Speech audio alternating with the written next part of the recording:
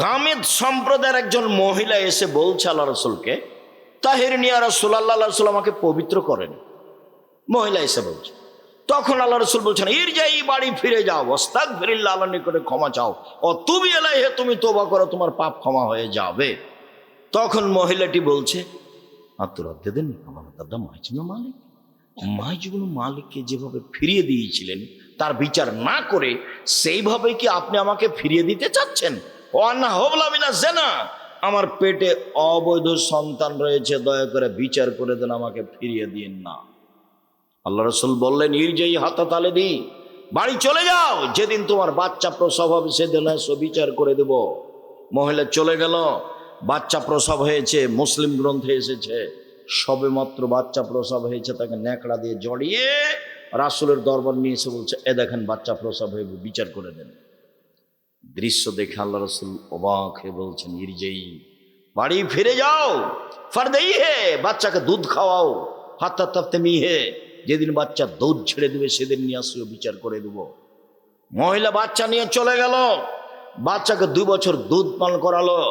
2 বছর পরে বিচারালয়ে উপস্থিত, তখন বাচ্চার হাতে এক টুকরা রুটি রয়েছে। এই রুটি প্রমাণ করে বাচ্চা খাদ্য খেতে পারে। ওয়াসাদাহু বিয়াদি রাজুলিন মিনাল মুসলিমিনা, বাচ্চাটাকে একজন মুসলমানের হাতে সমর্পণ করলেন আল্লাহ নবী। যাও, এই বাচ্চা তুমি লালন পালন করো। সঙ্গে সাথে এই যাবো বেহা, মহিলাকে মাঠে নিয়ে যাও, আহফিরুল্লাহ সাদরিহা, মাঠে নিয়ে গিয়ে গর্ত করে বুক পর্যন্ত মাটিতে পুঁতে দাও। ফার জেমুহা, এরপরে চতুর্দিক থেকে ইট ঢেল পাথর মেরে মেরে তাকে বিদায় করো। সাহাবীগণ বলছেন, আমরা তাকে মাঠে নিয়ে গেলাম, গর্ত খুঁড়ে বুক পর্যন্ত মাটিতে পুঁতে দিলাম, চতুর্দিক থেকে ইট ঢেল পাথর মারতে লাগলাম। খালিদ বিন ওয়ালিদ বলছেন, একটা পাথর আমি তার মুখের উপরে মারলাম, ফাতালাজ্জাহা দাম আলা ওয়াজহি খালিদ, পাথরটা মুখে লেগে মুখ ফেটে রক্ত ছিটে খালিদের গায়ে লাগলো। ফাসাব্বাহা, খালিদ তাকে গালি দিয়ে বসলেন, এমনটা হতে পারে? ছি ছি ছি ছি ছি ছি, একজন জেনাকারিনী মহিলার গায়ের রক্ত আমার গায়ে লাগলো, এমনটা কিছু হতে পারে? আল্লাহ রসুল বলেন, মাহারে না খালিদ, খালিদ থামো, গালি দিও না, লাকাদ তাবাত তাওবাতান লাউ তাওবা সাইব মাকসাল্লাহ গফির লাহু, এ মহিলা এত ক্ষমা চেয়েছে, এ মহিলা এত তওবা করেছে, এ মহিলা এত ক্ষমা চেয়েছে, এ মহিলা এত তওবা করেছে। যদি বড় থেকে বড় পাপী এভাবে তওবা করে, তবে তার পাপ ক্ষমা হবে। খালিদ, একে গালি দিও না। আবার তিনি বলেছেন, খালিদ, মদিনার লোককে যদি তার তওবা ভাগ করে দেওয়া হয়, সবার পাপ ক্ষমা হয়ে যায়। তারপরে তিনি তার জানাজা করলেন, কাফন দাফন করলেন, তার মানে তিনি ঘোষণা দিলেন তার পাপ ক্ষমা হয়ে গেছে।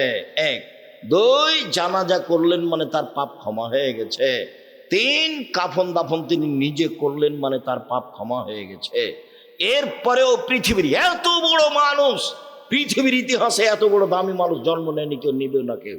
বিচারের মাঠে তিনি যা বলবেন তাই হবে। তার নাম মুহাম্মদ সাল্লাল্লাহু আলাইহি সাল্লাম। এত বড় মানুষ বুঝতে পারলেন তার পাপ ক্ষমা হয়ে গেছে, কিন্তু তাকে মাফ করতে পারলেন না। যাও, তোমার বিচার হবে না, তোমার তওবা কবুল হয়ে গেছে, তোমার শাস্তি হবে না, এই কথা তিনি বলতে পারলেন না। মানে তিনি শরীয়তের কাছে নিজেই জিম্মি। মানে বিবাহ করার পরে কেউ যদি জেনায় লিপ্ত হয়, তাহলে তার বেঁচে থাকার পৃথিবীতে কোনো পথ নেই। এরপরেও যদি বিচার না হয়, আল্লাহর কাছে যদি কান্নাকাটি করে ক্ষমা চায়, তাহলে এই পাপ ক্ষমা হবে ইনশাআল্লাহ। কিন্তু যার বদনাম করেছেন দোকানে বসে, সেই পাপ আল্লাহর কাছে ক্ষমা চান দেখি। বুঝাতে পারিনি গীবাত কাকে বলে। যদি আমি বুঝাতে না পারি, তাহলে আমার ব্যর্থতা। কথা সত্য, কিন্তু আপনাকে বুঝাতে পারলাম না। আমি বলেছি, জিন্দেগিতে কখনো আর ওই দোকানের সামনে বসবেন না, আড্ডা পিটা চিরদিনের জন্য হারান। 2 জন যেখানে আছে সেখানে যাবেন না। জমি চাষ করে খান, উপার্জনের পথ 4টে, দিন মজুরি করে খান, বাস সন্ধ্যায় সময় শেষ, মরে গেলাম, দুনিয়া শেষ। তারপরে আপনি চাকরি করে খান, ছোট হোক বড় হোক, যেটাই হোক না কেন বৈধ। জমি চাষ করে খান, ব্যবসা করে খান। আমি কলার বিক্রি করে, চকলেট বিক্রি করে খেতে হবে এই কথা আমি বলিনি। আমি চকলেট বিক্রি করে খেতে হবে মানে বলেছি কম থেকে কম পয়সার ব্যবস্থা করো। শ্বশুরের কাছে যৌতুক নিও না। ভিক্ষা করা টাকা দিয়ে চাউল কিনে ভাত খেয়ে বাদাত কবুল হবে, শ্বশুরের কাছে টাকা নিয়ে ওই টাকা দিয়ে চাউল কিনে ভাত খেয়ে বাদাত কবুল হবে না, এটাই চূড়ান্ত। তখন আমি বলেছি ভিক্ষা করে খাও। শ্বশুরের কাছে টাকা নিলে কেন? আরে ভিক্ষা করে খাবো কেন? মানুষের বাড়িতে কাজ করে খাবো। আব্দুর রাজ্জাক সাহেব, ভিক্ষা করার কথা বলেন কেন? আমি তোমাকে ভিক্ষা করার কথা বলিনি, আমি তোমার বাপকে নিন্দা করেছি। তোমার বাপ কেন মানুষের টাকা নিল? তোমার বাপকে আমি এই জিনিসটা বলতে চেয়েছি, তোমাকে বলতে চেয়েছি। তোমার বাপের মুখ কালো হয়ে আছে, দেখো তুমি এখন পাশে। তুমি টাকা নিয়েছো, তোমার বাপ তো জানে, তোমার মা তো জানে। শ্বশুরের কাছে টাকা নিলে কেন? বছর শেষে একটা লুঙ্গি কিনে দিতে বলেছি শ্বশুরকে। আব্বা, আমি গরিব মানুষ, দিনমজুরি করে খাই, দেন একটা লুঙ্গি নেন, আমি আপনার জন্য উপহার কিনেছি। 15-20 বছর যাবৎ মানুষ করে মেয়েটা তোমার হাতে দিয়েছে, তুমি শুকরিয়া আদায় করো না কেন? তুমি তাকে গালি দাও কেন? তুমি তার নিন্দা করো কেন? তুমি শ্বশুর বাড়িতে যাবো না বলে রাগ করো কেন? একটু বিভাষাদি লাগলে তুমি বাঁকা হয়ে বসে থাকো, আমি যাব না, আমি যাব না। তখন তোমার শ্বশুর পা ধরে, তোমার শাশুড়ি পা ধরে, তোমার শ্যালকেরা পা ধরে। তুমি কি পেয়েছো? কি হয়েছো তুমি এমন? শ্বশুরের সাথে কথা বলো না, রাগ করে থাকো, কেন থাকবা? ভদ্র হতে শিখো, কাজ করে খেতে শিখো। ভদ্র হতে শিখো, কাজ করে খেতে শিখো। মানুষের বাড়িতে কাজ করে খালো, নিজের একটা গর্ব বহাল থাকবে। আমি পরোয়া করি না তুমি কত বড় পাপী, তুমি যেভাবে ডাকো আমি সেভাবে থাকি, তুমি যেভাবে ডাকো আমি সেভাবে থাকি, তুমি যেভাবে আশা পোষণ করো আমি সেভাবে পূর্ণ করে থাকি। আল্লাহ তাআলা দুনিয়াতে এভাবে বললেন, বিচারের মাঠে আবার আমাদের সামনে আসবেন। আদম সন্তানের সামনে আবার আল্লাহ তাআলা বিচারের মাঠে আসবেন, এসে বলবেন, ইয়াবনা আদম আতাইনাকা কুরাবিলার যে খাতায়া। আজকে তো তোমরা উপস্থিত হয়েছ আকাশ জমিন পরিমাণ পাপ নিয়ে, পাপ আর পাপ। তোমাদের পাপে একবারে আকাশ জমিন পূর্ণ হয়ে আছে। মনে রেখো, আতেই তো কবে কোরাবে মাগফিরা, আমি আল্লাহ উপস্থিত হয়েছি ওই পরিমাণ ক্ষমা নিয়ে। তোমার যে পরিমাণ পাপ আমার সেই পরিমাণ ক্ষমা, তোমার যে পরিমাণ পাপ আমার সেই পরিমাণ ক্ষমা, তোমার যে পরিমাণ পাপ আমার সেই পরিমাণ ক্ষমা। তোমার পাপ যত আমার ক্ষমা তত, তোমার পাপ যত আমার ক্ষমা তত, যদি শিরক না থাকে। এইটা হলো জটিল কথা। যদি শিরক না থাকে তাহলে তোমার পাপ যত আমার ক্ষমা তত। বাংলাদেশের লোকের বাঁচার পথ কি? বাংলাদেশের শিরকের বন্যা চলে। আমরা তো মনে করি পানির বন্যা, বন্যা যখন আসে তখন পানির বন্যা। শিরকের বন্যা আছে। দুধের ছেলে ঘুম থেকে উঠে গিয়ে স্কুলে গিয়েই বলছে, ও কালিমা তোমার আকাশ, ও কালিমা তোমার বাতাস। তা আকাশ বাতাস কি কালিমার না আল্লাহর? তাহলে বাংলাদেশের মানুষ জন্মসূত্রেই মুশরিক। বাংলাদেশের মানুষ ছেলে মেয়ে জন্মসূত্রেই মুশরিক। তোমরা কি পড়াশোনা করো সেটা আমার এখনো ধরা পড়েনি। বাংলাদেশের ছেলেরা ওর বাপ মা বলছে যে আমার ছেলের মেধা ভালো, গোল্ডেন পেয়েছে, আমি তাকে বড় ডাক্তার বানাবো, আমি তাকে বড় ইঞ্জিনিয়ার বানাবো। প্রায় ডাক্তারি চোর, প্রতারক। তোমাদের গ্রামের ভালো ডাক্তারের কথা আমি বলিনি, তবে যেই কোম্পানি তাকে টাকা দেয় সেই কোম্পানির ওষুধ লিখে। তো তোমার বাপ যে অত টাকা পয়সা খরচ করে পড়িয়েছে, তো এটা কি? প্রায় ইঞ্জিনিয়ারি চোর। দুই একজনের কথা আমি বলছি না, দেখো রাস্তাঘাট ঘর বাড়িতে ওর চুরি। তো এগুলো দিয়ে জাতির কি হবে? ওর জন্মই হলো শিরক দিয়ে, চলাফেরাই শিরক দিয়ে, ওর বিদ্যের সূচনাই শিরক। আবার ও প্রতারক। তোমার বাপ তো যেদিন তুমি ম্যাট্রিক পরীক্ষা দাও, ভালো রেজাল্টের জন্য 3জন শিক্ষক রেখেছিল। যেদিন তুমি বিশ্ববিদ্যালয়ে ভর্তি হওয়া ইন্টারের পরে, সেদিন সাবজেক্ট প্রতি একটা করে শিক্ষক রেখেছে। আমার ছেলের মেধা ভালো। তোমার বাপের কত গল্প, আর তোমার মায়ে খালার সামনে করে, ফুফুর সামনে করে, বোনের সামনে করে। তোমার বাপের আর তোমার মায়ের গল্প খালি বন্যার মতো ভাসছে, সেটা তুমিও জানো। তুমি মেধাবী ছেলে, তো মেধার ফলাফলে তুমি হলে চোর, মেধার ফলাফলে তুমি হলে প্রতারক। আর তোমার মেধা যদি খুব বেশি ভালো হয়, সিরাজগঞ্জ জেলায় বাড়ি হিসেবে চলে গেছো লন্ডন আমেরিকায়, তারপরে তোমাকে তো তারা বড় চাকরি দিবে না। আব্দুল্লাহর বক্তব্য শোনো, এরা সব গোলাম, গোলামকে ওরা বড় চাকরি দিবে? খুব মেধা ভালো হিসাবে ওকে বলেছে যে আপনি হলেন সুইপারদের প্রধান, বেতন 5 লাখ। এখন যদি ও ঢাকা পিজি হাসপাতালে ডাক্তার, হয়তো বেতন 3 লাখ। তো ওখানে ও 5 লাখ বেতনে তো থাকবেই, আবারও বলছে তো তোকে সিটিজেন দিলাম, তুই নাগরিক। তো এখন বলছে যে আমি আমেরিকার নাগরিক, আমি আমেরিকার নাগরিক, আমি লন্ডনের নাগরিক। ওর বাপও বলছে, আর মাও বলছে। ছেলে কিন্তু সুইপারের প্রধান। তো ওইরকমই আমি এখন বাড়িতে ঢুকছি, তো আমার আগে এখনই বাড়ির মালিক আছে। তো ছেলে বের হয়েছে, ছেলে এখন বাপকে বলছে গুড মর্নিং। এখন বাপও বলছে গুড মর্নিং, সকালে ফজরের সালাতের পরের ঘটনা। এখন আমি কি করতে পারি? খেতে বসে আমি এখন বলছি ভাইজান আমি কি বলি, আসলে লন্ডন টাকা ইনকাম করতে এসেছি, ধর্ম বিক্রি করতে আসিনি, আদর্শ বিক্রি করে খেতে রাজি নই। কয়েক কোটি গুড মর্নিং যদি এক পাল্লায় দাও, আর একটা যদি আসসালামু আলাইকুম এক পাল্লায় দাও, বলো তো কোন পাল্লা ভারী হবে? তো তোমার বাপ তোমাকে কি শিখালো?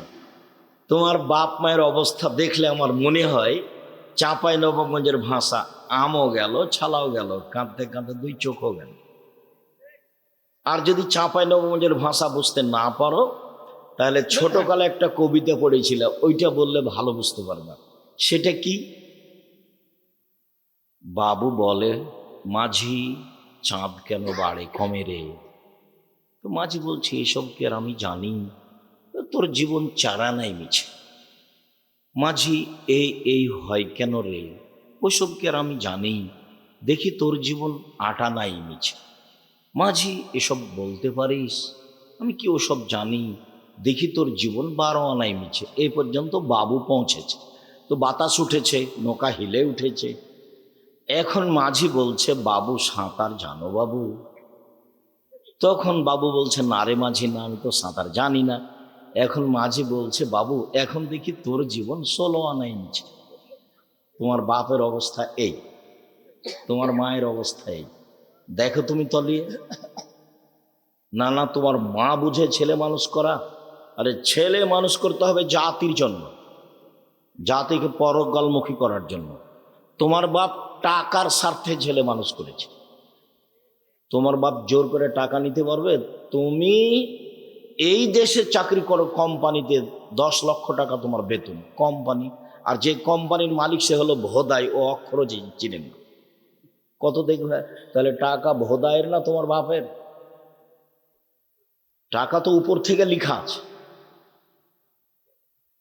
টাকা কত ইনকাম করবা তুমি লিখা আছে উপর থেকে। হায়াতাহা অমাউতাহা অরিস্কাহা অমাসায়বা। আমি মাস্ক ব্যবহার করিনি, মাস্ক ব্যবহার করে ভাগ্য বাড়াতে আমি রাজি নই। কেন? আল্লাহ নবী বলেছেন যে মানুষের সৃষ্টির 50,000 বছর পূর্বে, আদমের সৃষ্টির 50,000 বছর পূর্বে ওর লিখা আছে 4টে জিনিস। 1 তার মরণ, 2 তার জীবন, 3 তার রুজি, 4 তার বিপদ আপদ, করোনা। করোনা লিখা আছে।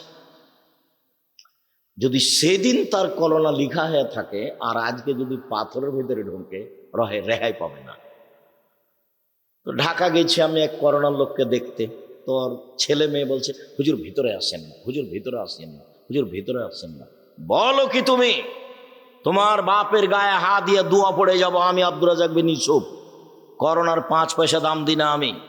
শোনো, এতে যদি আমারও করোনা হয় বলবো না তোমার বাপের গায়ে হাত দিয়েছিলাম সেই জন্য আমার করোনা হয়েছে। আমি বলবো পৃথিবী সৃষ্টির 50,000 বছর পূর্বে আমার ভাগ্যে করোনা লেখা ছিল, তাই হয়েছে। কি বলো তুমি? অল্প সময়ে আমাকে মুশরিক বানাতে চাও? মাস্ক দিয়ে আমি ভাগ্য বাড়াতে রাজি নই। কি করলো তোমার বাপ আর কি করলো তোমার মা? আরে ঠাকুর বাঙালিদের শত্রু, ঠাকুর ঢাকা বিশ্ববিদ্যালয়ের শত্রু, ঠাকুর মুসলমানের শত্রু, ঠাকুর জাতির শত্রু। যেদিন ভারত বাংলাদেশ পাকিস্তানের মুসলমান ইংরেজদের হাতে নির্যাতিত, সেদিন ঠাকুর লন্ডনে মুছ পাকায়। সেদিন ঠাকুরের মান মর্যাদা লন্ডনে দেখে কে? সেই ঠাকুরের কবিতা আমার ছেলে পড়ে? আমি অত কাপুরুষ নই, আমি অত মূর্খ নই। আমি আপনাকে কোনোদিন শিক্ষিত মনে করতে পারিনি, না আপনাকে, না আপনার ছেলেকে, না আপনার মেয়েকে, না আপনার জাতিকে। আমি আব্দুর রাজ্জাক বিন ইউসুফ 90 সাল থেকে আছি, এইভাবেই আছি। আমার ছেলেকে সকালে উঠে 1 মিনিটের জন্য আমি বলতে দিতে রাজি নই, ও কালিমা তোমার আকাশ, ও কালিমা তোমার বাতাস। আমি 90 সাল থেকে বলে আসি তোর বাপের আকাশ, এই কথা আমি সেদিন থেকে বলে আসি। মামলা তো সুনামগঞ্জ কোর্টে 1000 কোটি টাকার, আর সিলেট কোর্টে 5000 কোটি টাকা। এই কারণে আমি নাকি ঠাকুরের নিন্দা করেছি, ঠাকুরের মানের হানি হয়েছে। কি তোর বাপের আকাশ, এতে ঠাকুরের কি হয়েছে? মানের হানি হয়েছে। ঠাকুর বলেছে ও কালিমা তোমার আকাশ, ও কালিমা তোমার বাতাস। তোমার বাপের সাজে, তোমার মায়ের সাজে, আমার সাজে না বেটা। তোমার মায়ের সাজে, তোমার বাপের সাজে, তোমার সাজে, তোমার বোনের সাজে, আমি আব্দুর রাজ্জাক বিন ইউসুফ আমার সাজে না। আমি কোনোদিন এটা গ্রহণ করিনি। এত বড় ন্যাক্কারজনক নোংরা কথা, আল্লাহর সাথে শিরক করা, এই কাজ আমি গ্রহণ করি না, করবো না ইনশাআল্লাহ। সম্মানিত দিনী ভাই বোন, বলছিলাম বিচারের মাঠে আল্লাহ বলবেন, আদম সন্তান শোনো, তোমার যেই পরিমাণ পাপ আমার সেই পরিমাণ ক্ষমা। আদমের ছেলে মেয়ে শোনো, তোমার যেই পরিমাণ পাপ আমার সেই পরিমাণ ক্ষমা। তোমার পাপ যত আমার ক্ষমা তত, যদি শিরক না থাকে। নেন এবার। কিন্তু বাংলাদেশ কথায় কথায় শিরক, কাজে কর্মে শিরক, ওর বিদ্যেই শিরক, ওর লেখাপড়ায় শিরক, ওর জাতাতি শিরক, ওর খাওয়া পিনা শিরক। তো কি দিয়ে টিকবে বিচারের মাঠে? তাহাজ্জুদ পড়ে হবে? তাহাজ্জুদ পড়ে হবে না তো, শিরক বন্ধ করতে হবে। ইদারাতে কুকুর পড়েছে, তো বলছে 30 বালতি পানি উঠা, তাহলে কুকুর পবিত্র হয়ে যাবে। বলছে ভাইজান কুকুর ভেতরেই আছে, তাহলে কি হবে? উঠাতেই আছে, তো ওঠাতেই থাকলে তো আর হবে না। আগে ওকে উঠে ফেলতে হবে, আগে শিরক বন্ধ করতে হবে জাতির, তারপরে আল্লাহকে বল। জাতি শিরকে ডুবে আছে, আর আপনি বলছেন আমার ছেলে বড় শিক্ষিত। আমার ছেলে গোল্ডেন পেয়েছে, আমার ছেলে লন্ডনে থাকে, আমার ছেলে উচ্চ শিক্ষিত। ছেলে তো মানুষ করবেন জাতির জন্য, যা হবে হবে। আল্লাহ রসুল বলছেন আনফেকালা ইয়ালিক মিন তাওলিক, তুমি তোমার ছেলে মেয়ের পিছনে পয়সা খরচ করো, তোমার উপার্জিত সম্পদ। এই দেশের কর্ণসূতির তালুকদার তার ছেলে মেয়েকে মানুষ করবে তালুকদারি জমিদারি দিয়ে, আপনি মানুষ করবেন চাকরি করে। আরেকজন মানুষ করবে তার ছেলে মেয়েকে দিন মজুরি করে, আরেকজন মানুষ করবে তার ছেলে মেয়েকে ভিক্ষা করে। উপার্জনের শেষ পথ ভিক্ষা, উপার্জনের শেষ পথ ভিক্ষা। ছেলে মেয়েকে মানুষ করতেই হবে, এটা আল্লাহর আদেশ। আল্লাহ রসুল বলছেন ফাদ্দা বেমা তাউলো, তোমার উপার্জিত সম্পদ খরচ করো তোমার ছেলে মেয়ের পিছনে। ছেলে মেয়েকে জাতির কল্যাণের জন্য মানুষ করতে হবে যে কোনো মূল্যে। মানুষ হিসাবে জীবন বাজি রেখে প্রাণপণে চেষ্টা চালিয়ে যাব। ছেলেকে সমর্পণ করেছি জাতির জন্য, নিজের জন্য নয়। রুজি আমার ভাগ্যে যেটা লেখা আছে সেটা হবেই, আমার ছেলের ভাগ্যে যেটা লেখা আছে সেটা হবেই। যদি আমার ছেলে বিদ্যা দিয়ে বড় বিদ্বান হতো, পয়সা উপার্জন করত, তাহলে ভোদাই মালিকের অধীনে 10 লক্ষ টাকা বেতনে চাকরি করতো না। ভোদাই মালিক সে অক্ষরও চিনে না, সে কোটি কোটি টাকার মালিক। সেই হলো কোম্পানির প্রধান, এমডি ওই, আর আপনার ছেলে মেধাবী ওখানে চাকরি করে। যখন আপনার ছেলে ওর ঘরে ঢোকে তখন বলে স্যার স্যার স্যার, এরকম করে। দেখেননি আপনার ছেলেকে? বেতন 10 লক্ষ। আপনি মনে করছেন যে অনেক টাকা, কিন্তু ওখানে যে সিজদা করে। কেন এবার হবে? গোলাম কেন? আব্দুল্লাহর বক্তব্য শোনেন, গোলাম থেকে বের হয়ে আসতে হবে, দাসত্ব থেকে বের হয়ে আসতে হবে, তারপরে কোনো কথা। এই জন্য মক্তব চালু করেছে। দেশ বিদেশ ঘুরে এসে ভাবছে যে আব্বু আপনাকে তো দেখলাম 30 বছর থেকে বক্তব্য দিতে, আর মুসলমানকে দেখলাম দেশ ঘুরে, তাতে দেখলাম মুসলমান সব দেশে গোলাম, দাস হিসেবে বসবাস করে। দাস থেকে জাতিকে মুক্ত করতে হলে জাতির আকীদা সংশোধন করতে হবে এবং সুন্দর করে আগে কোরআন পড়া শিখাতে হবে। সেই জন্য জীবন বাজি রেখে চেষ্টা চালাবো ইনশাল্লাহ। টেকনাফ থেকে তেঁতুলিয়া পর্যন্ত মক্তব চালু করবো ইনশাল্লাহ। জামিয়া সালাফির অধীনে আব্দুল্লাহর মক্তব চলে এখন 650। জামিয়া সালাফের অধীনে মাদ্রাসা চলে 160টা, আর চলমান জামিয়া সালাফে রাজশাহী 50 বিঘা জমির ওপরে, চলমান জামিয়া সালাফে রূপগঞ্জ নারায়ণগঞ্জ প্রায় 100 বিঘা জমির ওপরে, চলমান জামিয়া সালাফে দিনাজপুরে 20 বিঘা জমির ওপরে, চলমান রাজশাহী বরিশালে জামিয়া সালাফের জমি আছে, জামিয়া সালাফের নামে নেবরাস হিসাবে ময়মনসিংহে আছে, ঝিনাইদহে আছে, কুষ্টিয়াতে আছে, ফেনীতে আছে, চট্টগ্রামে আছে, কুমিল্লায় আছে, আর বহু জেলায় আছে। আর এগুলো সম্পৃক্ত প্রতিষ্ঠান। এখানে আমি আরও একটা আপনাকে কথা বলতে চাচ্ছি যে আপনি দল সংগঠন করে জামিয়া সালাফের বিরুদ্ধে লড়ে অযথা পরকাল হারাবে। মুখ খুলিয়েন না, খুললে নিজেকে খাটো মনে করতে হবে। 5000 ছেলে মেয়ে পড়ে জামিয়া সালাফে। কতটি? 5000। দেশ বিদেশের শিক্ষক মিলে শিক্ষক আছেন 300 জন, প্রতি মাসে বেতন লাগে 40 লক্ষ, শুধু খালি শিক্ষক যারা জামিয়া সালাফের অধীনে আছে।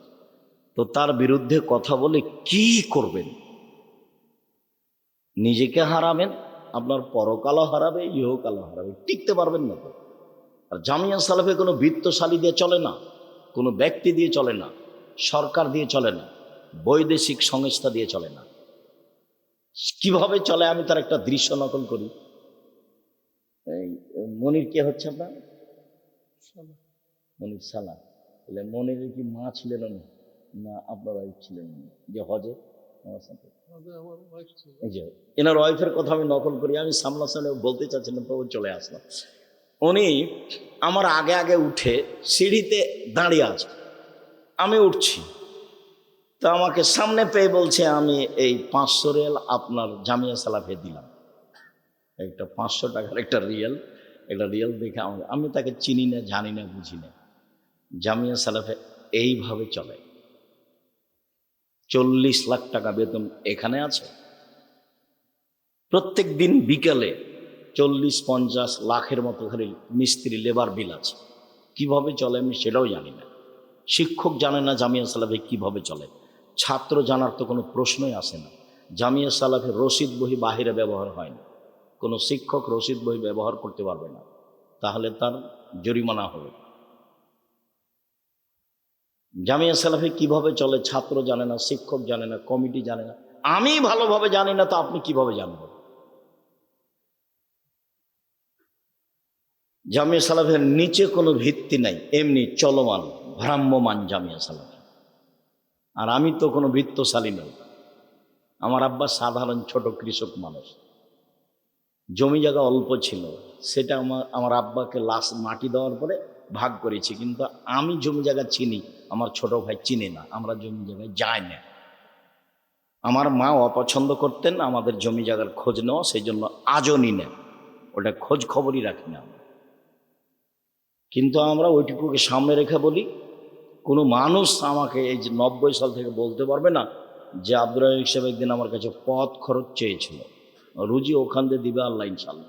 আপনার কাছে 10 টাকা নিতে হবে তারপর আমার রুজি হবে, এটা আমি কোনোদিন ভাবিনি। কোনোদিন সভাপতি, সেক্রেটারি, মসজিদ হোক, বক্তব্য হোক, সম্মেলন হোক, কাউকে হিসাব করে একটা বাক্য বলতে হবে এরকম আমার জীবনে কোনোদিন ঘটেনি। এরকম আমার কোনোদিন 1 মিনিটের জন্য ঘটেনি যে আপনাকে হিসাব করে কথা বলতে হবে। আপনি কত বড় মানুষ। কত এমপি মন্ত্রী আমার প্রোগ্রামে আসলো, এসব বলছে যে 1 মিনিট সময় দিবেন।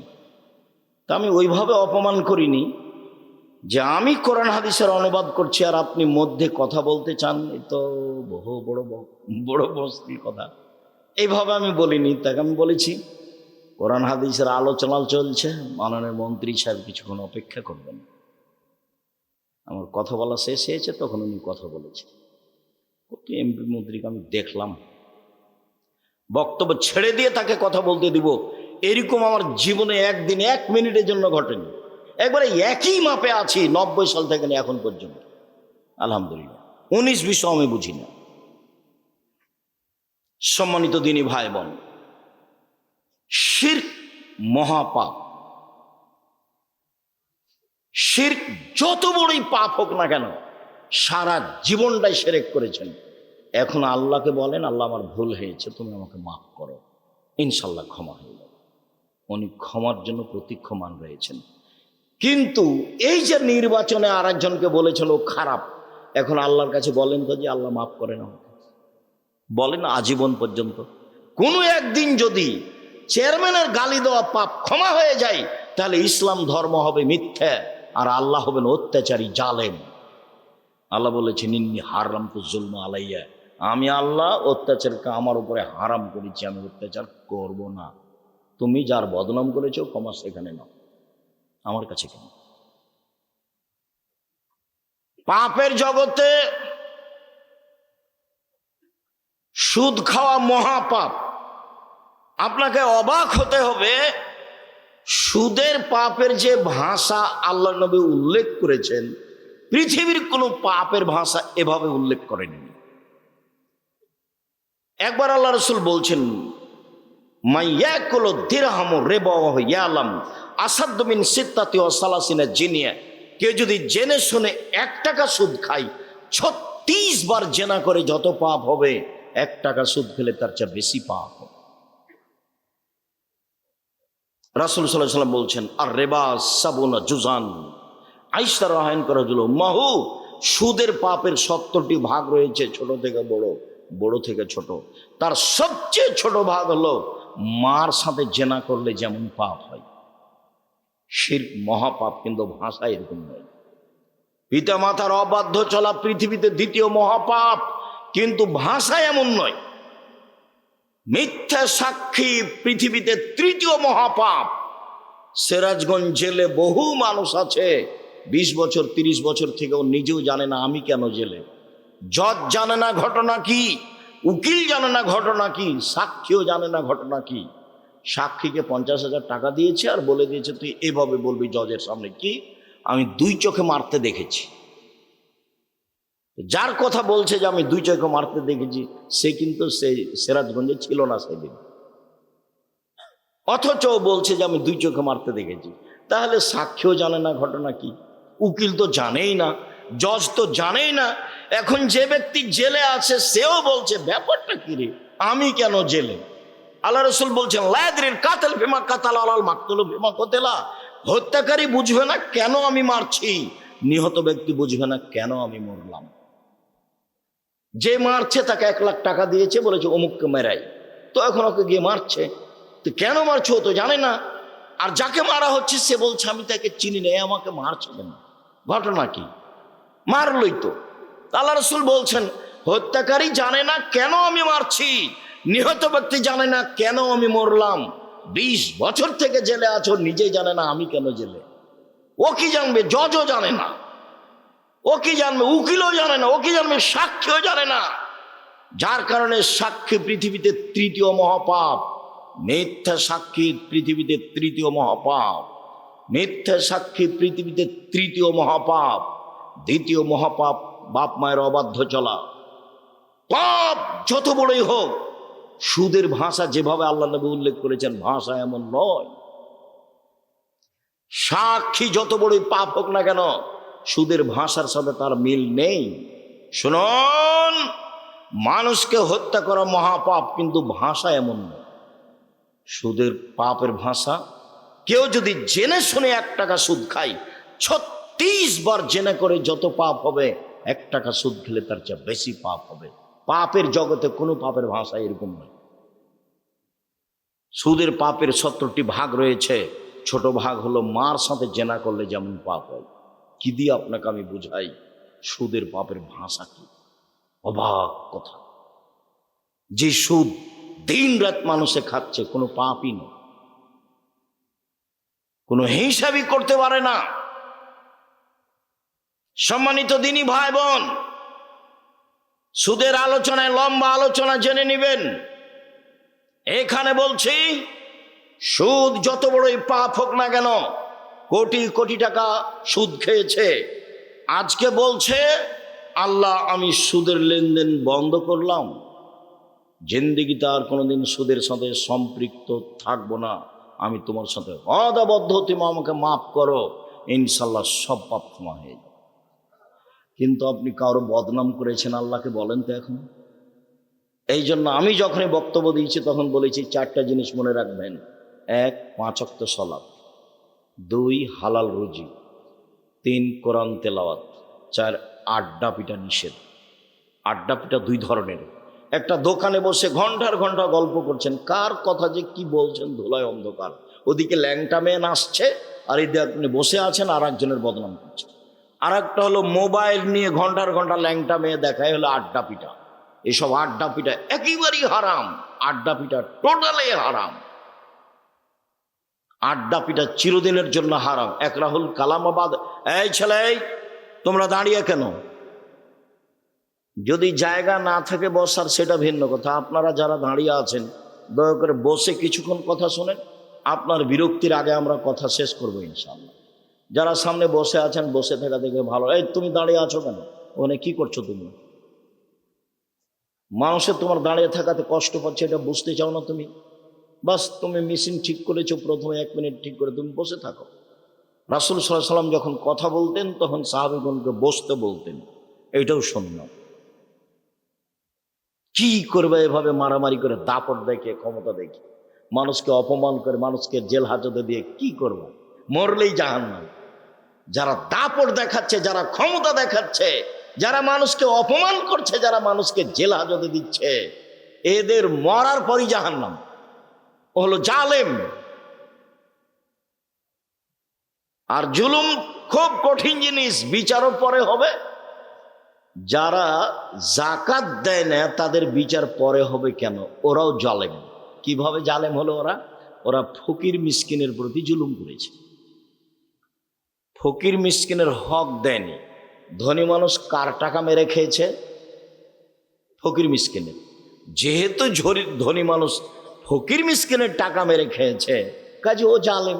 এখন আর বিচার পরে হবে। আল্লাহ রাসূল বলছেন তার বিচার পরে হবে। হাত্তা ইউকযাবানান নাস। সব মানুষের যখন বিচার হয়ে যাবে তখন ধনী মানুষের বিচার হবে। কিভাবে যে হবে আল্লাহই ভালো। তো বুঝাতে হবে, কঠিন। সব টাকা বুঝাতে হবে কিভাবে আয় হয়েছে, সবটাই বুঝাতে হবে কিভাবে ব্যয় হয়েছে। এই ছেলে শোনো, টাকা ইনকাম করবে ব্যবসা করে। উপার্জনের 4টা পথ। একটা দিন মজুরি, সন্ধ্যায় টাকা শেষ। একটা চাকরি, 25 দিনে টাকা শেষ প্রায়।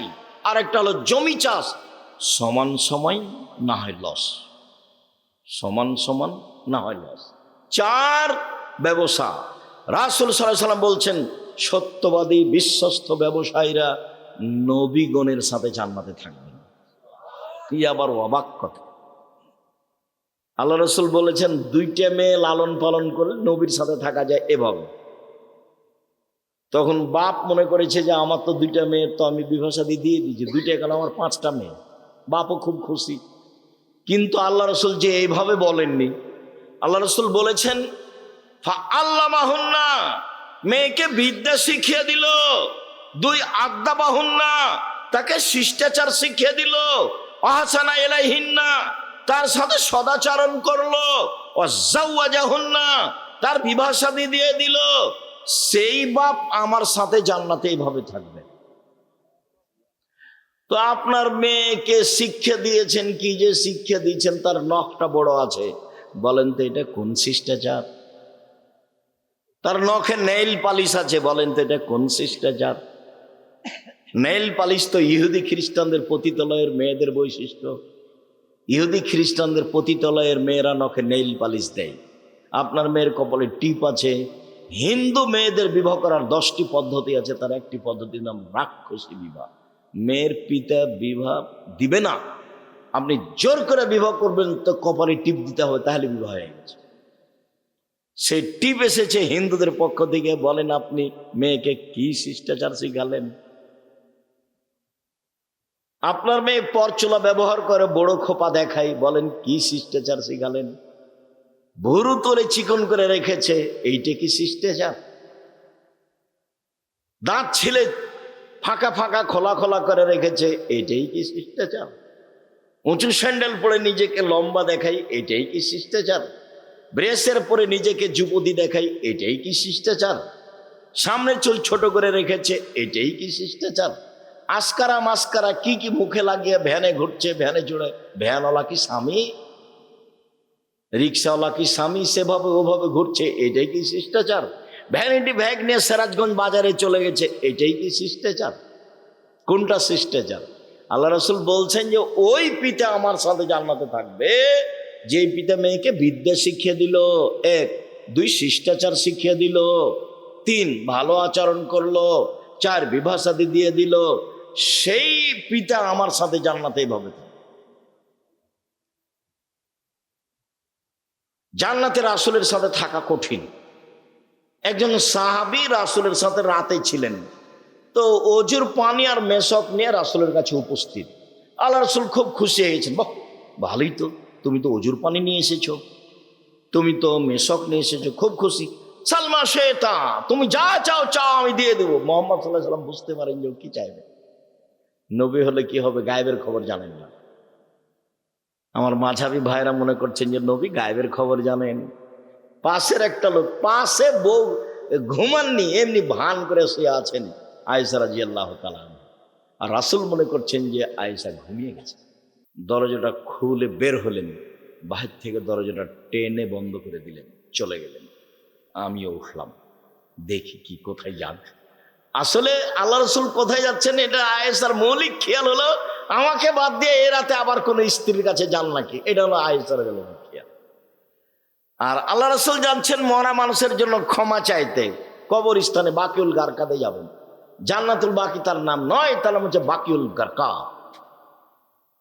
ভারত বাংলাদেশ পাকিস্তানের নাম দিয়েছে জিম পাহাড়, আর জান্নাতুল বাকি কবরস্থানের নাম দিয়েছে জান্নাতুল বাকি, নাম বাকিউল গারকাত।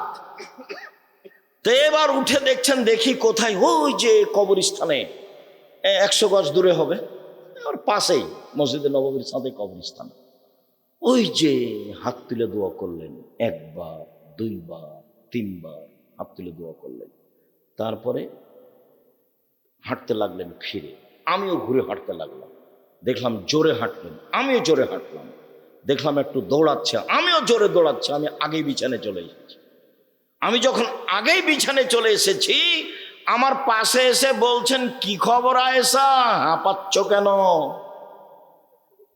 তখন আমি বললাম যে আমি তো মিথ্যে কথা বললে জিবরাইল আপনাকে বলে দিবে, আসলে আমি পরীক্ষা করছিলাম আপনি যান কোথায়।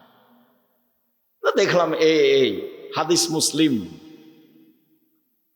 সম্মানিত দিনী ভাই বোন, কথা প্রসঙ্গে কথায় এসে সেই জন্য বলছিলাম পাপের জগতে বড় পাপ মানুষের বদনাম, গীবাত, কিন্তু মানুষের সাথে জড়িত পাপ।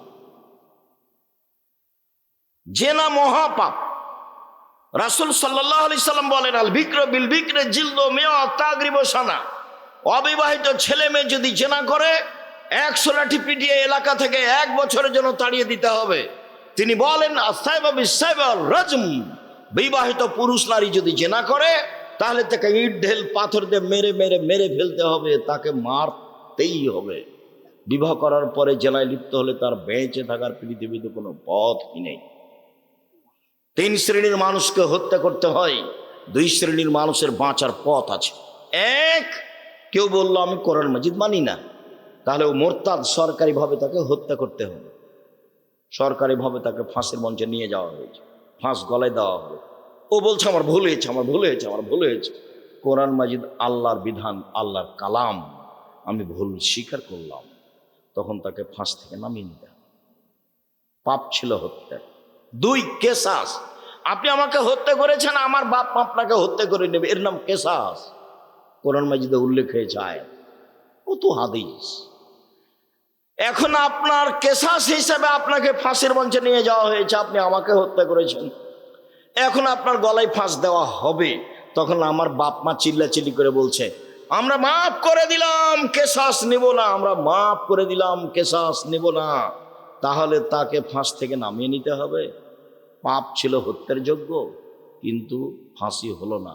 3, বিবাহ করার পরে যদি কেউ জিনায় লিপ্ত হয় তাহলে তাকে ইট ঢেল পাথর দিয়ে মেরে মেরে মেরে ফেলতে হবে, ফাঁসি দিতে হবে। বেঁচে থাকার পৃথিবীতে কোনো পথঘাট নেই। 1 মিনিট, গামেদ সম্প্রদায়ের একজন মহিলা এসে বলছে আল্লাহ রসুলকে, তাহিরিন ইয়া রাসূলুল্লাহ, আল্লাহ রসুল আমাকে পবিত্র করেন। মহিলা এসে বলছে। তখন আল্লাহ রসুল বলছেন, ইরজাই, বাড়ি ফিরে যাও, আস্তাগফিরুল্লাহ, আল্লাহর নিকটে ক্ষমা চাও, ও তুবি ইলাইহি, তুমি তওবা করো, তোমার পাপ ক্ষমা হয়ে যাবে। তখন মহিলাটি বলছে, আত্মরাদ্দেদিন আমার দাদা মাইজুবুল মালিক, মাইজুবুল মালিককে যেভাবে ফিরিয়ে দিয়েছিলেন তার বিচার না করে সেইভাবে কি আপনি আমাকে ফিরিয়ে দিতে চাচ্ছেন? ও আন্না হবলা মিনা জেনা, আমার পেটে অবৈধ সন্তান রয়েছে, দয়া করে বিচার করে দেন, আমাকে ফিরিয়ে দিন না। আল্লাহ রসুল বললেন, ইরজাই হাত্তা তালিদি, বাড়ি চলে যাও, যেদিন তোমার বাচ্চা প্রসব হবে সেদিন এসো, বিচার করে দেব।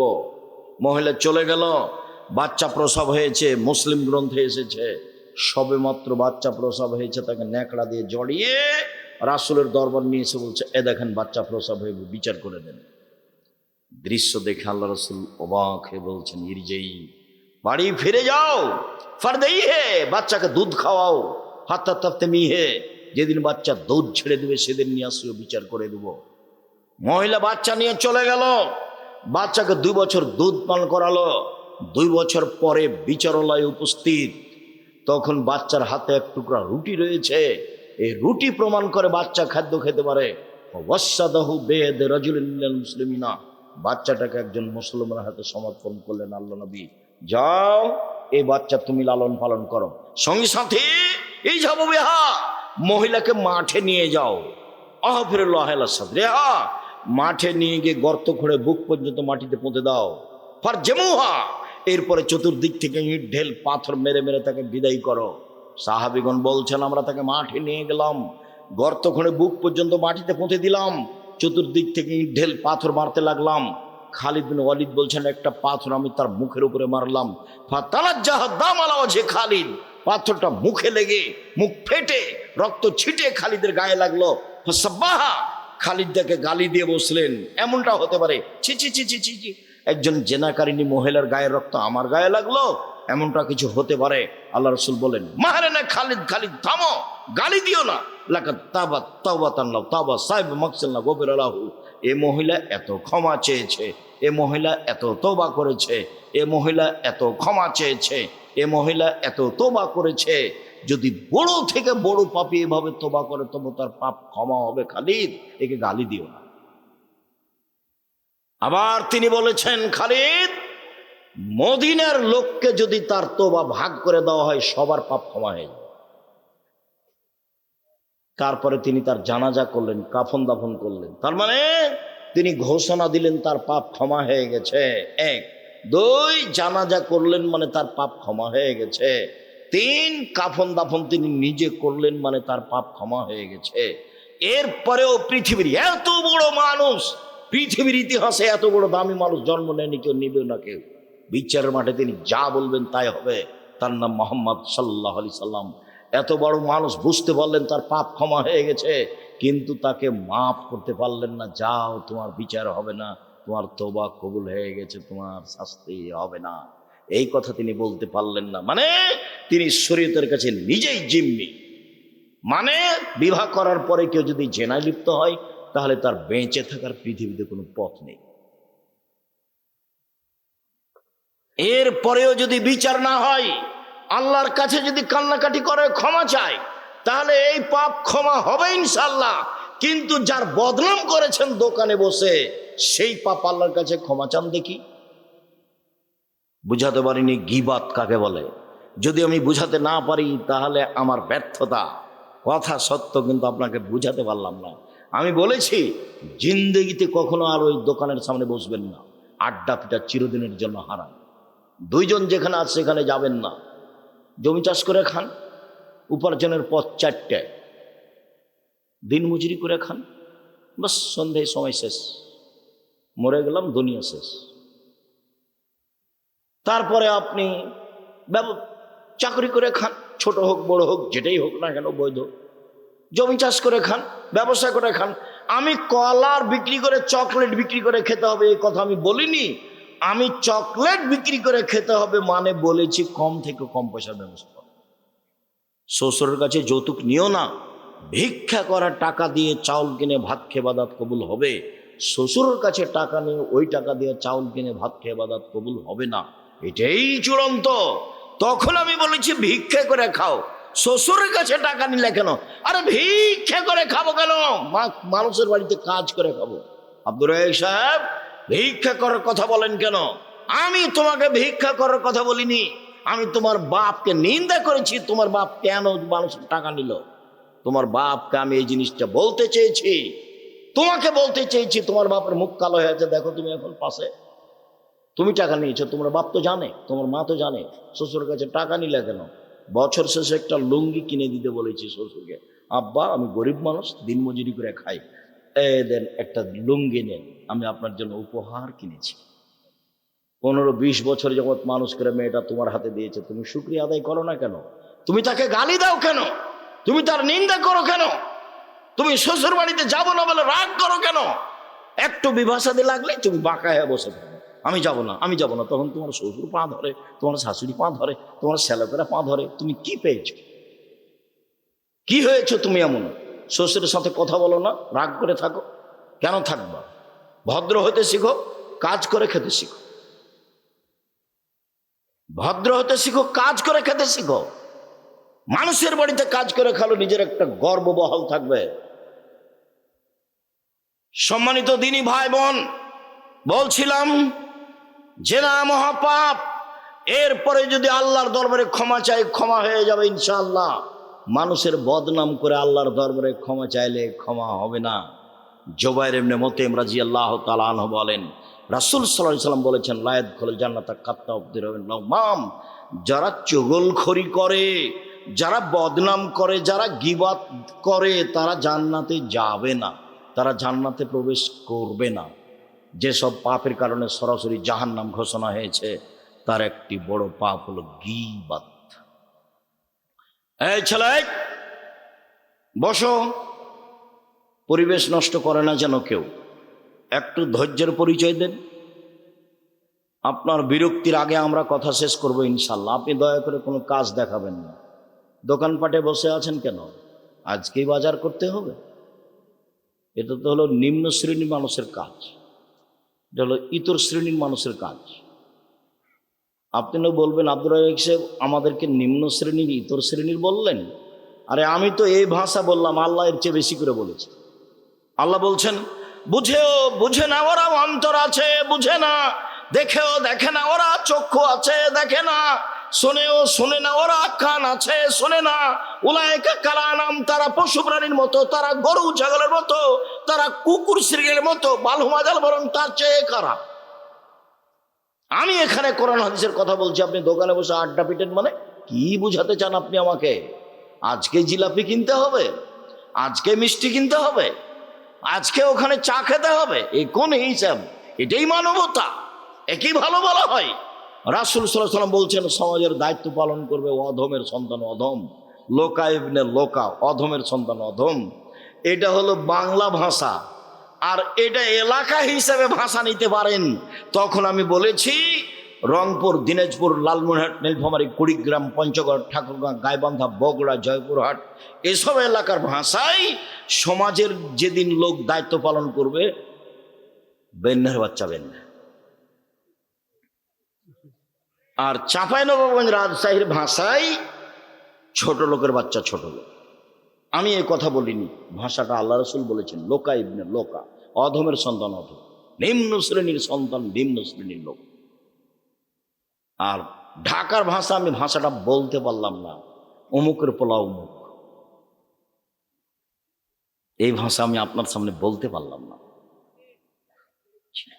আল্লাহ রাসূল বলছেন, সমাজের যেদিন দায়িত্ব পালন করবে এইরকম মানুষ, লোকা ইবনে লোকা, বাংলা ভাষা অধমের সন্তান অধম, নিম্ন শ্রেণীর লোকের ছেলে, নিম্ন শ্রেণীর লোক যেদিন সমাজে দায়িত্ব পালন করবে। আমি কি করতে পারি? মুহাম্মদ সাল্লাল্লাহু আলাইহি ওয়াসাল্লাম এইভাবেই বলছে। একজন পল্লীর বেদুন মানুষ এসে বলছে, মাতা সাত, কিয়ামত কবে হবে? তখন আল্লাহ রাসূল বলছেন, এই যা উসসাদাল আমর, এই যে জয়াতিল আমানাত ফান্দাজের সাত, যেদিন 10 পয়সা ধ্বংস করা হবে, সেদিন কিয়ামত হবে। তখন পল্লীর অশিক্ষিত মানুষ বলছেন, যে 10-এর পয়সা ধ্বংস করা হলে কিয়ামত হবে, এই ভাষা আমি বুঝতে পারলাম না। তখন আল্লাহ রসুল বলছেন, এই যা উসদুল আমরিল্লা গাইয়া আলী ফান্দাজুল সাদ, যেদিন দায়িত্ব অযোগ্য মানুষের হাতে তুলে দেওয়া হবে সেদিন কিয়ামত হবে। হেডমাস্টার অযোগ্য, হেড মাওলানা অযোগ্য, প্রিন্সিপাল অযোগ্য, ভাইস চ্যান্সেলর অযোগ্য, জেল সুপার অযোগ্য, মেম্বার, চেয়ারম্যান, এমপি, মন্ত্রী, ডিসি, এডিসি, দায়িত্বশীল যে যেখানে দায়িত্ব পালন করে যখন অযোগ্য হবে তখন কিয়ামত হবে। সবাই আত্মসাৎ করবে, টাকা মেরে খাবে, সেদিন কিয়ামত হবে। দেখেন, মরণ একদিন আসবে, বইয়ে বইয়ে বিস্তারিত লিখে রেখেছি সব। জেনা এমন ভাবে বেড়ে যাবে, গাধা যেমন গাধীর সাথে মিলে লজ্জা বোঝে না, ষাঁড় যেমন গাভীর সাথে মিলে লজ্জা জানে না, মানুষ সেদিন খোলা মাঠে জেনা করবে, লজ্জা বুঝবে না। জেনা মানুষের কাছে পাপের কাজ নয়। 3টা পাপের কারণে ভূমিকম্প হবে, ভূমিকম্পে মানুষ আতঙ্কিত। 3টা পাপের কারণে ভূমিকম্প হবে। 3টা পাপের কারণে সন্ধ্যায় ছিল মানুষ, সকালে হবে শোর বানর। সন্ধ্যায় থাকবে মানুষ, সকালে হবে শুক্র বানর। সব সমস্যা নেমে আসবে 3টা পাপের কারণে। এক, এই যে সারিবুল খমরা, মানুষ যখন নেশাদার দ্রব্য পান করবে তখন 3টা বিপদ নেমে আসবে। তার একটা হলো ভূমিকম্প। 2, জাহরাতিল কায়নাত, মেয়েরা যখন নাচবে, সব মোবাইলে মেয়ে নাচে, সব দোকানে মেয়ে নাচে, প্রায় সব বাড়িতে মেয়ে নাচে, প্রায় সব ঘরে মেয়ে নাচে। ভূমিকম্প তো স্বাভাবিক ব্যাপার। মেয়েরা যখন নাচবে তখন ভূমিকম্প হবে। আর যারা মোবিল মাসেব, যখন বাদ্যযন্ত্র বাজবে, সব মোবাইলে বাজনা বাজে, সব দোকানে বাজনা বাজে, প্রায় সব বাড়িতে বাজনা বাজে। ভূমিকম্প দেরি হচ্ছে, এটাই আলহামদুলিল্লাহ। রাসূল সাল্লাল্লাহু আলাইহি ওয়াসাল্লামের কথা অনুপাতে দেরি হওয়ার কথা নয়। সম্মানিত দিনী ভাই বোন, বলছিলাম রাসূল সাল্লাল্লাহু আলাইহি ওয়াসাল্লাম বললেন, হালতাদুল্লাহ মাল গিবাত, সঙ্গী সাথী বলতে পারো গিবাত কাকে বলে? সঙ্গী সাথী বলতে পারো গিবাত কাকে বলে? সঙ্গী সাথী বলতে পারো গিবাত কাকে বলে? তখন আল্লাহ রসুল বলছেন, সাহাবাগণ বলছেন, আল্লাহ রসুল আলাম, আল্লাহ এবং আল্লাহ রসুল ভালো জানেন গিবাত কাকে বলে, আমরা বলতে পারছি না। তখন আল্লাহ রসুল বলছেন, জিক্রুকা আখাকা বিমাকরাহ, তুমি তোমার ভাইয়ের কথা বলছো, ও যদি শুনতে পাই তাকে যদি খারাপ লাগে, এটাই হলো গীবত। শোনো, তুমি কারো কথা বলছো, ও যদি শুনতে পাই তাকে যদি খারাপ লাগে, এটাই হলো গীবত। আল্লাহ রসুলের মুখের ভাষা। আল্লাহ রসুল গীবতের সংজ্ঞা দিচ্ছেন, পৃথিবীর মানুষ শুনে রেখো, তুমি কারো কথা বলছো, ও যদি শুনতে পাই তাকে যদি খারাপ লাগে, এটাই হলো গীবত। এই পর্যন্ত আল্লাহ রসুল বলতেই সাহাবিগণ বলে উঠলেন, আরে ইনকানা ফিয়া মাকুলো, আল্লাহ রসুল যদি চুরি করে থাকে আমি বলি চোর, তাহলেও কি গীবত? আল্লাহ রসুল যদি জেনা করে থাকে আমি বলি জেনাকার, তাহলে কি গীবত? তখন আল্লাহ রসুল বলছেন, শোনো, ইনকানা ফিয়া মাতা করলো ফাঁকা দিগতাবতাহু, ও যদি চুরি করে থাকে তুমি বলো তাহলে গীবত, ও যদি জেনা করে থাকে তুমি বলো তাহলে গীবত। এখন মাথা করলো ফাঁকা বাহাত্তাহু, আর ও যদি না করে থাকে তুমি বলো তাহলে অপবাদ, ও যদি না করে থাকে আর তুমি বলো তাহলে অপবাদ। গীবতের ক্ষমার পথ হলো হাত ধরে ক্ষমা নিতে হবে, 1। 2 হলো, যদি হাত ধরে ক্ষমা না নেন, বিচার মাঠে নেকি দিয়ে বুঝিয়ে দিতে হবে। কয়টা নেকি করেছেন? আপনারা হিসাব যখন নেকি থাকবে না তখন কি হবে? তখন আল্লাহ রসুল বলেছেন, ওর পাপ গীবত পরিমাণ নিতে হবে, দিয়ে ও জান্নাতে চলে যাবে আর এ যাবে জাহান্নামে। বিচারের পদ্ধতি। আর যদি অপবাদ হয় তাহলে 80 লাঠি। যদি অপবাদ হয় তাহলে কত লাঠি? 80 লাঠি ছাড়া আপনি পবিত্র হবেন না। কেন আপনি দোকানে বসতে গেলেন? আপনাকে আমি কতবার বলেছি দোকানের সামনে যাবেন, আসসালামু আলাইকুম, আহমদ লবণ আছে? জি আছে। 1 কেজি লবণ দাও। আহমদ মরিচ আছে? জি আছে। 200 মরিচ দাও। বাস, নেওয়া শেষে, টাকা দেওয়া শেষে, আসসালামু আলাইকুম। ওখানে আপনি বসলেন কেন? আপনাকে যে আমি বলেছি 2 জন যেখানে বসে আছে সেখানে বসবেন না। আর আপনার বাড়িতে কোনো মহিলা মানুষ গেছে ধান চাউল কর্জ নিতে, তখন গিয়েই বলছে, আর শুনেছো বুবু, চাপে নাও মধ্যে ভাষা, এখন এই সিরাজগঞ্জে বুবু বলে কি নাম জানি না, শুনেছো বুবু এই এই এই ঘটনায় অমুক মেয়ের কথা শুনেছ? তখন আপনার স্ত্রীগুলো চুপ থাকেন, মুখ খুলবেন না। মানুষের বদনাম করেন কেন? আর একবার মুখ খুললে আপনাকে আমি চাউল কর্জ দিব না, জান। আর আপনার ওই স্ত্রীর যদি স্বভাব হয়, কি বলো তো, কি বলো তো, একটু বসেলে, আরে বসো, পরে আগে বলো না, তাহলে কি হবে? গীবত আবার শুনতে ভালো লাগে। আর যে শত্রু পক্ষ, ওর যদি গীবত হয় আরো ভালো লাগে। আর এমন শান্তি পায়, ও যদি বিপদে পড়ে তাহলে বলে ঠিক হয়েছে। বিপদগ্রস্ত ব্যক্তি যদি শত্রু হয় তাহলে খুব খুশি। আমি নিজে চোখে গরু জবাই করতে দেখেছি, যে খুশি হয়েছে তাকে কি জবাই করতে দেখেছি, গরু জবাই করতে দেখেছি। কেন? ও বিপদে পড়েছে সেই জন্য। আর দুই ভাই গন্ডগোল করে ঢেঁকি কেটে ভাগ করে নিচ্ছে, এটা আমার চোখের সামনে। ঢেঁকি কেটে কি করেছে?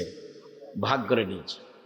দুই ভাই দিন রাত স্বামী স্ত্রী খেলে ওরা বদনাম করে, নিজের ভাই ঝগড়াতে এভাবে বলছে। তখন আমি পাশে দাঁড়িয়ে, গ্রামের ছেলেপিলা মানুষ, আমরা দৌড়ে গেছি যে বাড়িতে ঝগড়া হচ্ছে। তখন বলছে, থাম থাম, আমি তো এখান থেকে চলে যাব, আমার ভাগটা এমন লোকের কাছে বিক্রি করব যে তোকে গুতাতে পারে। অথচ আল্লাহ রসুল বলছেন, নিজের ভাই যখন বলবে জমি আমি কিনবো না, তুমি যার কাছে ইচ্ছা বিক্রি করো, তখন তুমি অন্যের কাছে বিক্রি করতে পাবা, তাছাড়া তোমার বিক্রি নিষেধ। কথা মোহাম্মদ সাল্লাল্লাহু আলাইহি ওয়াসাল্লাম বলছে। কথা বুঝাতে পারিনি, আর একবার বলি। আমাদের গ্রামের ওই লোকটা বলছে ওর ভাইকে ঝগড়াই, যে শোন, আমি তো এখান থেকে চলে যাব, তা আমার জমির ভাগটা তোকে দিব না, এমন মানুষের কাছে বিক্রি করব যে মানুষ তোকে কি করতে পারে? গোতাতে পারে, উচিত শিক্ষা দিতে পারে। অথচ আল্লাহ রসুল বলেছেন যে ভাই ভাইয়ের ভাগ বিক্রি করতে পাবে না ভাইকে না বলে। যখন ভাই বলবে ঠিক আছে ভাই, আমি তোমার ভাগ কিনতে পারছি না, যেখানে ইচ্ছে সেখানে বিক্রি করো, তখনই অন্যের জায়গাতে বিক্রি করো, অন্যের কাছে বিক্রি করো, যা বিক্রি নিষেধ। কিভাবে বদনাম গড়ে উঠছে সমাজে! দল করলে, সংগঠন করলে, দলাদলি করলে, মারামারি করলে, এটা হবে একবারে গীবত বদনামের বন্যা। আমি বসে আছি, হঠাৎ করে ওই সাংবাদিক ঢুকেছে প্রতিষ্ঠানে। আমি সাধারণত কারোর সাথে এরকম কথা বলি না, তো আমি অফিসে কি কাজে বসেছিলাম, চলে এসেছি। আমার সাথে এখন কথা বলছে, বলতে বলতে বলছে যে আপনার প্রতিষ্ঠানে এটা ঘটেছিল। তখন আমি বলছি, সেই কথা এখন কেন? ভিক্ষা করে খেতে পারেন না? এই কাজ করতে কেন এসেছেন? সাংবাদিকতায় হারাম। সাংবাদিকদের কাজই হলো মিথ্যা কথা কি করা? প্রকাশ করা। একটু পরে বলছি, দেখেন মিথ্যা কথা প্রকাশ করা কত কঠিন। আল্লাহ তাআলা বলছেন, ওয়ালা তাজাসসু, পৃথিবীর মানুষ তোমরা দোষ ত্রুটি উদ্ঘাটন করো না। দোষ ত্রুটি উদ্ঘাটন করা চিরদিনের জন্য হারাম। তিনি বলছেন, ওয়ালা তাহাসসু, মানুষের গোপন কথা কান লাগিয়ে শোনো না। যারা মানুষের গোপন কথা কান লাগিয়ে শোনে, তাদের কানে বিচারের মাঠে তামা সীসাকে গলিয়ে জাহান্নামের আগুনে গলে কানে ঢেলে দেওয়া হবে। মানুষের গোপন কথা শোনা হারাম, মানুষের দোষ ত্রুটি উদ্ঘাটন করা হারাম। রাসূল সাল্লাল্লাহু আলাইহি ওয়াসাল্লাম বলেন, মান সাতারা মুসলিমান সাতারাহুল্লাহু ফিদ দুনিয়া ওয়াল আখিরাহ। কেউ যদি মানুষের দোষ ত্রুটি দুনিয়াতে ঢেকে রাখে, আল্লাহ বিচারের মাঠে তার দোষ ত্রুটি ঢেকে রাখবেন। এক মিনিট এদিকে লক্ষ্য করেন, এই ছেলে ঘুমিয়ে আছো নাকি? এদিকে লক্ষ্য করো। আল্লাহ তাআলা বিচারের মাঠে একজন পাপীকে নিয়ে আসবেন, নিয়ে এসে তার বাহু দিয়ে আড় করে রাখবেন, কাউকে দেখতে দিবেন না, দিয়ে তার আমলনামাটা সামনে ধরে বলবেন, দেখো তো এগুলো কি তোমার পাপ? ওদিকে আড় করে আছে, কেউ যেন দেখতে না পায়। আল্লাহ বলছেন এভাবে, দেখো তো এটি কি তোমার পাপ? তখনও বলবে জি, এগুলি আমার পাপ। তখন আল্লাহ বলবেন, তুমি কি মনে করো আমার ফেরেশতারা অন্যায় লিখেছে? তখনও বলবে জি না, জি না, আমি এটা বলি না যে ফেরেশতারা অন্যায় লিখেছে। তখন আল্লাহ বলবেন, তুমি আমাকে কিছু বলতে চাও? তখন লোকটা বলবে জি না, আমি কিছু বলতে চাই না। তখন আল্লাহ বলবেন, শোনো, তোমার একটা ভালো অভ্যাস ছিল, তুমি মানুষের দোষ ত্রুটি ঢেকে রাখতে। তুমি মানুষের দোষ ত্রুটি ঢেকে রাখতে পারো, আমি আল্লাহ হয়ে তোমার দোষ ত্রুটি ঢেকে রাখতে পারি না। যাও, তোমার বিচার হবে না, তোমাকে মাফ করে দিলাম। বলেন সাংবাদিকের কি হবে? ওর আর কোনো রুজির পথ নেই। আমি ভিক্ষা করে খেতে বলছি, এটা তো একটা গতি, আমার দিনমজুরি করে খাবে। আরো দুনিয়াতে অনেক পথ আছে। চকলেট বিক্রি করেই খেতে হবে তা তো নয়, কলা বিক্রি করে খাবে, জুতা স্যান্ডেল বিক্রি করে খাবে, কাপড় চোপড় বিক্রি করে খাবে, অনেক পথ আছে উপার্জনের। এই অটো চালানোর চেয়ে, অটো দিয়ে রাস্তা ঘেরার চেয়ে ব্যবসা করা ভালো। জুতা স্যান্ডেল রাস্তায় বিক্রি করো, অত রিক্সের উপরে বোঝা নিতে গেলে কেন? ছোট থেকে ছোট ব্যবসা করো। সত্যবাদী বিশ্বস্ত ব্যবসায়ীরা কোটিপতি, জান্নাত কিনবে কোটি টাকার ব্যবসা করে। আমি জান্নাত কিনবো জুতা স্যান্ডেল বিক্রি করে ফুটপাতে। আমি বিশ্বস্ত, 10 টাকা দিয়ে জুতা কিনেছি, 12 টাকা বিক্রি করব, 40 টাকা বিক্রি করব না। ঢাকা বাইতুল মোকাররমে চতুর্দিকে জুমার দিন জিনিস বিক্রি হয়, কাপড় চোপড়। একজন বলছে পাঞ্জাবি, তখন আর এক বলছে 3000। একজন বলছে পাঞ্জাবি, তখন আর একজন বলছে 3000। তার মানে সন্ধ্যা পর্যন্ত পাঞ্জাবি বিক্রি হলো 3000 টাকা করে। এখন দুইজন বাড়ি যাচ্ছে আর বলছে যে পাঞ্জাবিগুলোর দাম 300 করে রে, 3000 করে বিক্রি করেছে। তো এইভাবে ফাঁকি দিয়েছে। আপনি 3 মাস পরে গিয়ে দেখেন আর দোকানও নাই, লোকটাও নাই, কিছুই থাকবে না। মিথ্যা কথায় ফাঁকি দিয়ে ব্যবসা করলে এমনি হারাবে, ওটা রাসূল বলেছেন। এখানে যেমন বলেছেন সত্যবাদী বিশ্বস্ত ব্যবসায়ীরা নবীদের সাথে থাকবে, ওটাও তো এমন বলেছেন মিথ্যা কথা ফাঁকি দিয়ে ব্যবসা করলে সবকিছুই হারাবে।